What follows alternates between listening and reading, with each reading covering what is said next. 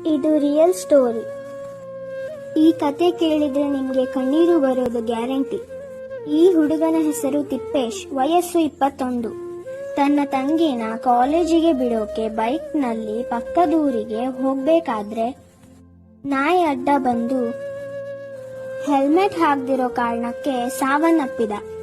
ಅದೇ ಜಾಗದಲ್ಲಿ ಬೇರೆ ಯಾರಾದ್ರೂ ಮನುಷ್ಯರು ಇದ್ದಿದ್ರೆ ಇಷ್ಟು ನಿಯತ್ತಾಗಿ ಇರ್ತಿದ್ರೋ ಇಲ್ವೋ ಗೊತ್ತಿಲ್ಲ. ಆದ್ರೆ ಬೈಕ್ಗೆ ಅಡ್ಡ ಬಂದಿದ್ದ ನಾಯಿ ನನ್ನಿಂದ ಈ ರೀತಿ ಆಯ್ತು ಅಂತ ಆ ಹುಡುಗನ ಪಕ್ಕದ ಊರಿಗೆ ಬಂದು ಅವನ ಸಮಾಧಿ ಹತ್ರ ಹೋಗಿ ಕಣ್ಣೀರು ಹಾಕ್ತು. ಮನೆಯನ್ನು ಹುಡ್ಕೊಂಡು ಹೋಗಿ ಮನೆಯಲ್ಲಿ ಆಳ್ತಾ ಇರೋ ತಂದೆ ತಾಯಿನ ಸಮಾಧಾನ ಮಾಡ್ತು.